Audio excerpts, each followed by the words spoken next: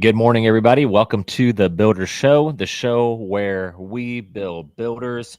My name is Cameron Vogelsang, and as always, I'm here with my co-host Wilson Betances. Will, how you doing on this Monday morning? Monday morning, we are off to a great start. This week, we're headed out to Houston. We have some exciting things that we're going to be doing down in H-Town. So I can't wait. We're going to actually start flying out tonight. Awesome. And that is for what? That's for RE plus. So in the renewable space. So if you're thinking about going into solar, renewables, EV charging stations, the whole shebang, especially with everything going from data centers, that's the big push. And we have a contract with them. We do a lot of our courses in person with them. We're actually going to be teaching our foreman course actually this week. Okay. So that's going to be pretty exciting. So we're excited to get to meet some of these installers, these contractors, these electricians down in H-Town. Awesome. Yeah, I used to live just south of Houston, a few hours, so I'm familiar nice. with that area. But let's get straight into our talking points today. As in previous episodes, the past couple of weeks, we've been talking about apprentices leaving the trade. We've talked about how to separate yourself from other electricians. We've talked about how to better your skill sets as an electrician. We've talked all things apprenticeships, contractors, all sorts of things on how to be a better electrician. But I want to introduce a more direct or specific question in relation to all that. So, talk about how to get in the trades, right? And how to get better.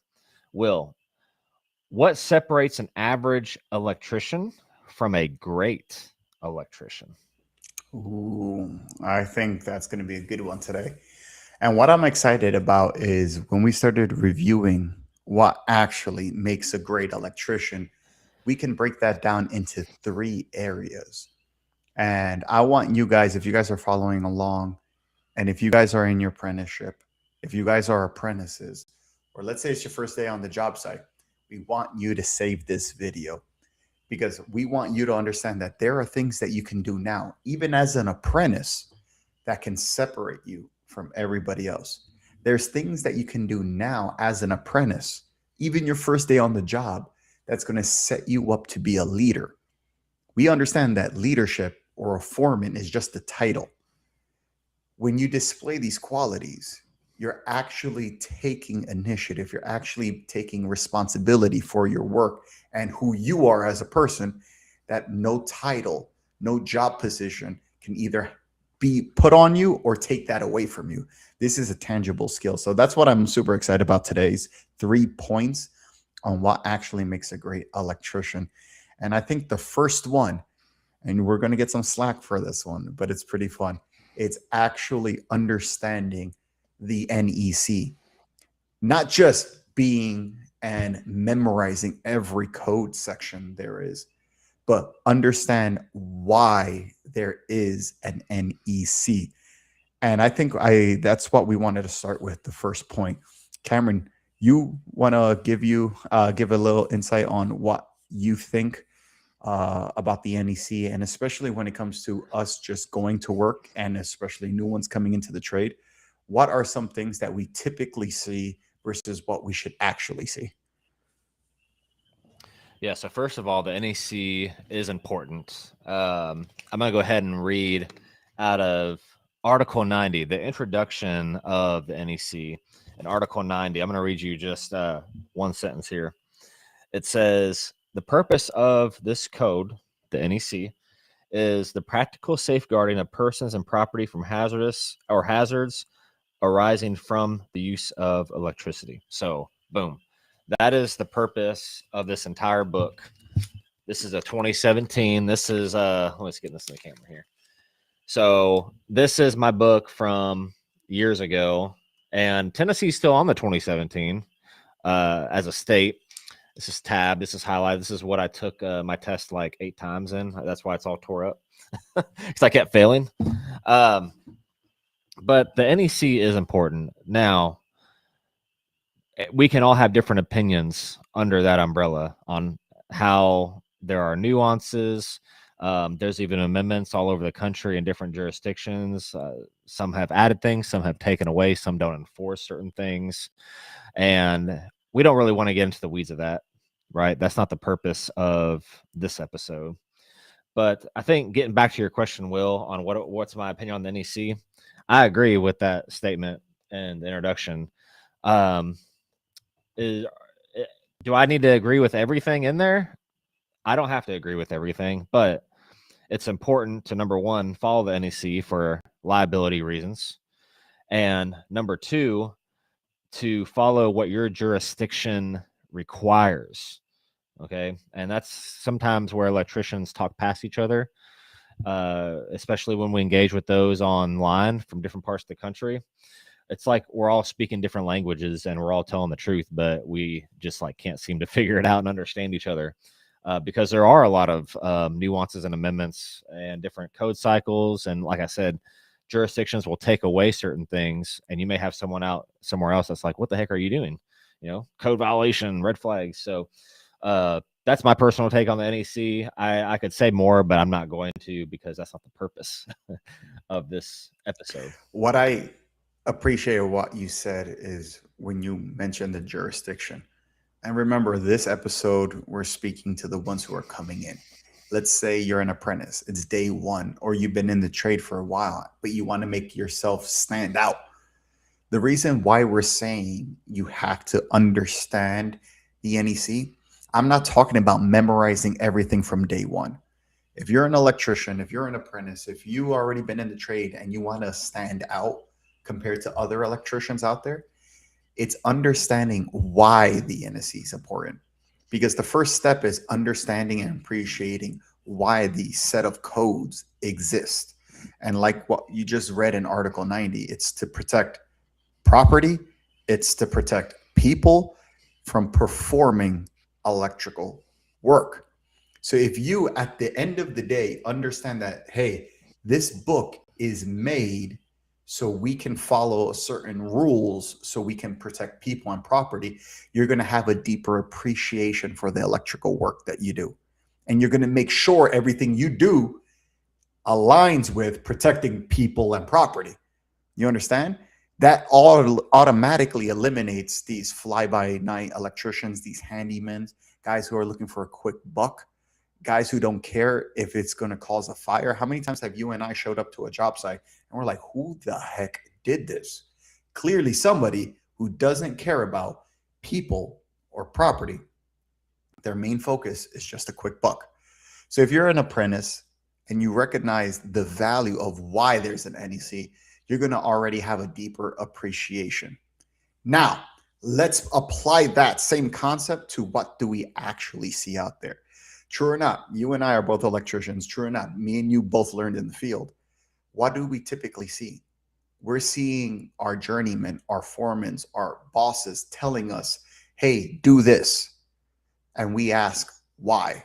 Or he says, do this, it's code. And then later on down the road, true or not, we see this on Instagram all the time. Someone goes, dude, that's a code violation. Well, I was taught that way. True or not? So you see, now if we're coming in and we don't have our own appreciation for the code, we're eventually just going to fall into what we were told. And what we were told may not be exactly what is written. Or our boss, for example, like the code that we went over, 12 inches. What if it says 8 inches? Well, our boss said just to do 12. He may gone above and beyond of what the code's actually requiring because he wants to be safe. And then they're going to say the code's minimum. So everyone's giving you these exceptions, higher or lower. And then they're telling you, well, the code's minimum, but you still yourself don't know what the code is. You're not going to have that appreciation when it comes to your work. Does that make sense to you, Cameron? No, that makes perfect sense. Real quick. I don't know if this is a mute point or not, but does the code book say anywhere that it's a minimum code requirement? No, usually people tell others it's a minimum. Okay, that's yeah. So that is a presupposition that you're bringing into the code book, because correct me if I'm wrong. I just asked you, Will. You said no, but I don't believe anywhere in the code book it says this is a minimum standard requirement. People just say it is, Because my argument would be is that you have jurisdictions across the country who are on 2017, 2020, 2023, and there are some, they're not many, but there are some that don't require arc fault breakers. Well, that just violates the rule of minimum standard of the code book, right? So I was just going to say that as an example is that doesn't. I think we need to be more specific and intentional with how we say things, because saying that the code book is minimum, well, you have jurisdictions that are, I guess, violating that because they don't enforce arc fault breakers, for example. All right, and so nowhere in the code book does it say, to my knowledge, that this is the minimum standard that you have to follow, no matter what. Yeah. Nothing like that. And that's So, what you just mentioned also when it comes to these jurisdictions, these different states. That's why it's so crazy when you go state to state, because everyone's on a different code book, everyone's on a different cycle, everyone has different amendments. Even within states, you have different counties, cities that varies. That's why if you understand the principle, if you understand the reason behind why the code book was written, that's going to stay transparent whatever year you go to. So let's say you go to another state at another code cycle, at least it was still made to protect people and property, right? You go to Tennessee, hey, even if they're at 2017, people and property. New York, 2008, people and property. You go to Connecticut, people and property. California, people and property. As long as you understand the why of why the NEC code book was written, at least that fundamental truth is going to stay the same. And that will in turn allow you to become one step better than any other electrician in the field, because they're just doing what they were told. They don't have an appreciation for what the NEC actually is, which leads us to point number 2 now, which I want to ask you, Cameron, what is your experience, or what's your understanding when it comes to understanding blueprints and electrical symbols? How can that help you starting off in the trade? Or let's say you're an electrician and you want to become better. Why should you study blueprints? Why should you understand thoroughly what electrical symbols are? I think the electrical symbols aren't that hard to figure out. I mean, you can look at the what is it called, the legend, and receptacles are basically the same. The circle with the 2 lines. Maybe the lights are different depending on what kind of lights you're putting in a room. So you have symbols for fans, you have symbols for 6-inch lights, 4-inch lights, wall sconces, so forth.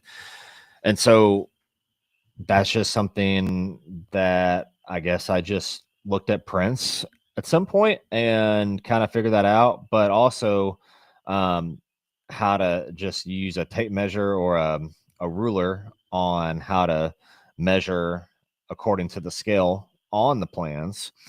But deeper than that, 'cause I think that's the superficial stuff. I think the more deeper reason why it's important to understand blueprints, especially when you're coming into the trades as an electrician, is, again, liability. If you do what the plans say to do, it will not come back on you. At least legitimately. It won't legitimately come back on you because there's any issues. All you have to do is just go to the plans and say, this is what I did.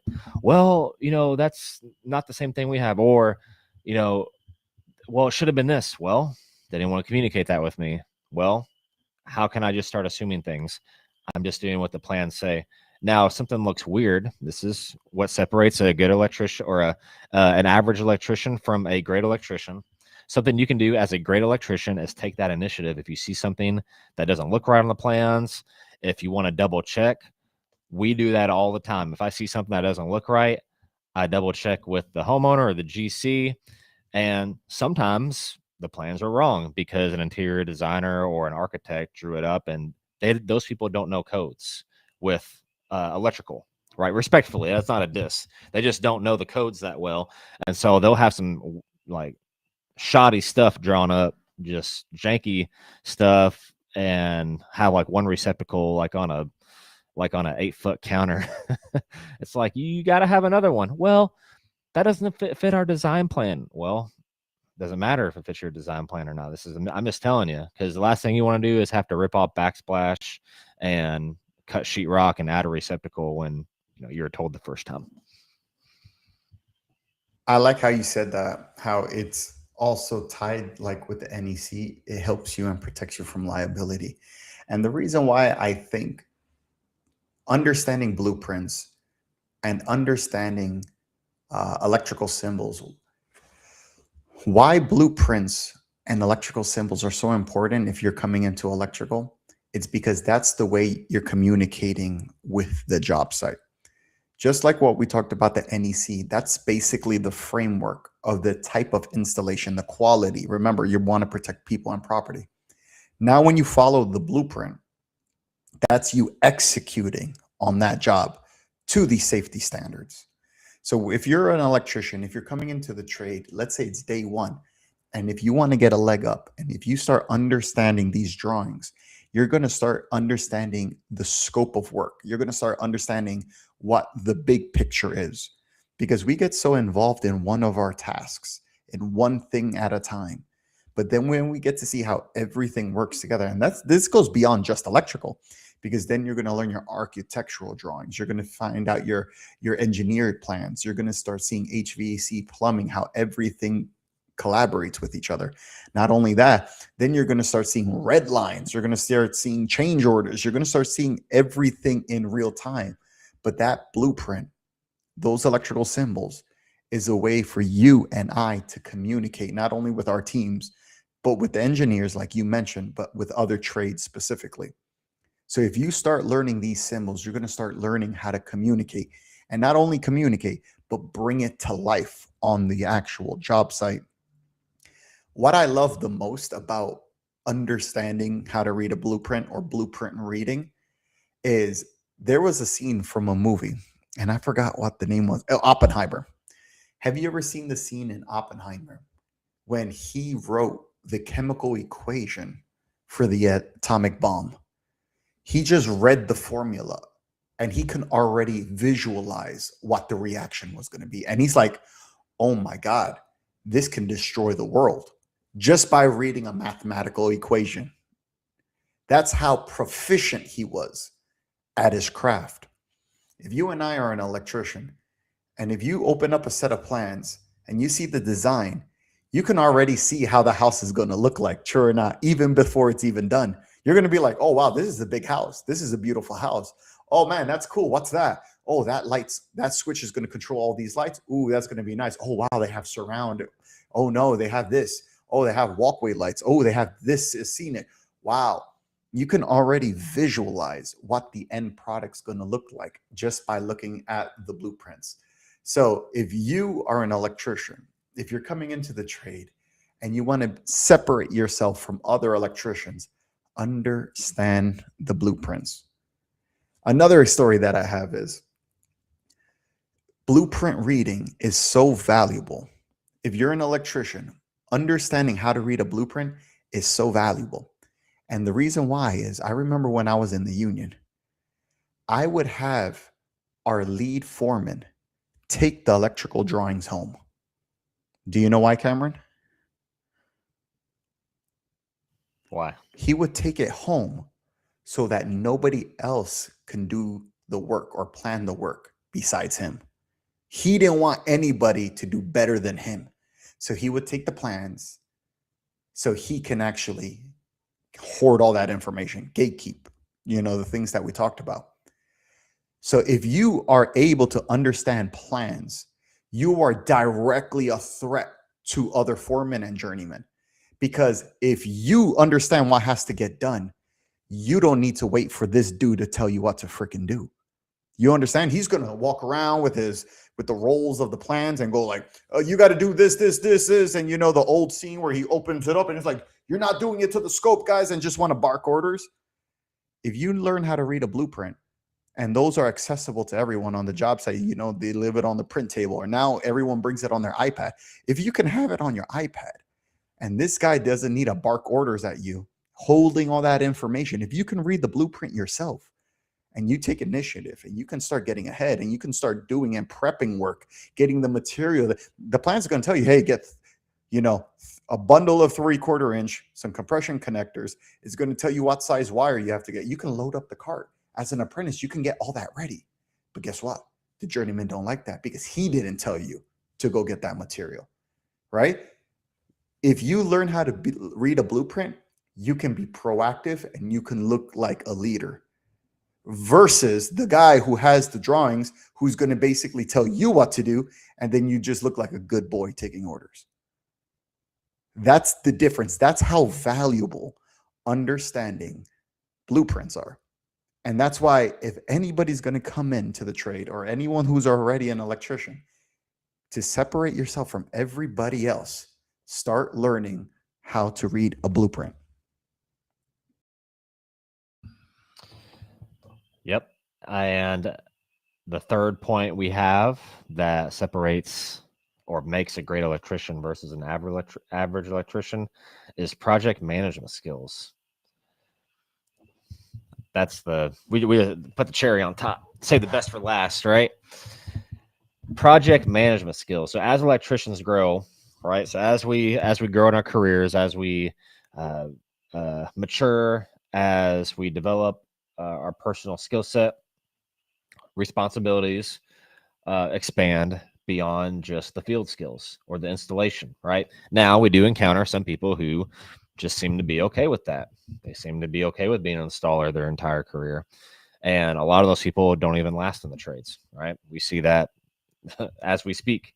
But getting into that role of project management, if you are doing well at your job and you care about self-development, if you care about bettering yourself, how you can separate yourself from everyone else, you're eventually going to be in this project management role. I don't know how long it's going to take, but you're eventually going to be in this role, and you are going to have more responsibilities. If you want more an hour, right? Everybody wants more pay, right? Everybody wants more of this and that, and that's understandable. We all want more, but with that is going to come more responsibilities, right? So planning and organizational skills become more critical than they used to, because think about it. When you're an installer, you just take orders.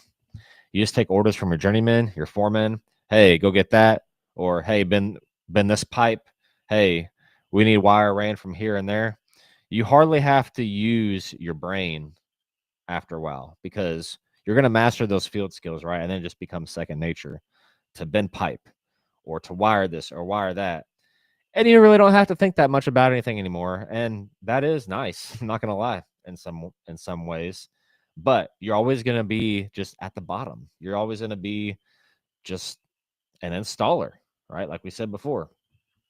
So I imagine that many of you listening don't want to do that, right? And that's why developing your project management skills become so important to take that next step in your electrical career. What do you think, Will? You hit on the head, bro. And that's so tied with everything else that we said, because learning project management skills, in other words, soft skills, in other words, organization and communication, right? If you do, those are things that you can work on that nobody else can take away from you. That's only going to benefit you in life. True or not? True or not? Communicating and organization helps you with keeping your house tidy. True or not? Keeps you financially responsible. True or not? Helps you with their spouse. True or not? All of these skills that you're going to actually apply at work and that will make you better, it's to help you in life. None of these things are we saying it's actually a secret. Do you understand? It's not like, oh man, here's the biggest hack of 2026. Learn how to communicate. Like, no, dude, you and I have been talking for years. If you refine that, you are actually going to be a better electrician. You and I pay bills all the time. Guess what? If you do that and refine that, you can actually be a good estimator. Hey, if you and I are good at scheduling, organization, keeping our word, communicating with other crews, guess what? If you refine that a little more, you're going to be an awesome project lead. All of these skills that you just mentioned, Cameron, is going to help you in life. It doesn't only have to apply to a job site. Sure. And I know and have met electricians that are really good installers. They know the code well. They do great work, but their people skills are horrible. And they think that because they're good electricians, that that's really all that matters in this life, in their career, is that they know theory very well and code very well. And they've been doing this for 10 or 15 years. But they can't have a conversation with anyone without losing their mind. They can't talk to their apprentice and correct him without cussing them or being a jerk, and have a really hard time managing people. And we see that those types of people either A, get out of the trades completely, B, if they're contractors, they just shut down shop and go back to their job that they came from, and C, they have a revolving door at their company, just people quitting all the time, and new guy comes in and he quits. It's just a revolving door. And so that's what I want us to understand, is while the technical field skills are important, and they're always important, as an electrician, as a contractor, you are going to have to develop these skills that we've mentioned, focus on these things, because one day the electrician stuff, the installer stuff, all the stuff you see on Instagram about tools and this and that and the other, right? That's all not going to be as relevant anymore. And that's okay. It's okay to move up and do better and greater things. There's a time for that, right? But if you're gonna do the things that we're talking about, you're gonna have to get past that stuff. What at the Leviton event, I think we said that when you become a contractor, you are leaving electrician and owning the title of contractor. That's business. That's leadership. That's soft skills, right? That is people skills. So those are my thoughts on everything we've talked about. What do you think about that, Will? You hit it on the head, especially with all those organizational skills. That's exactly what we need to focus on.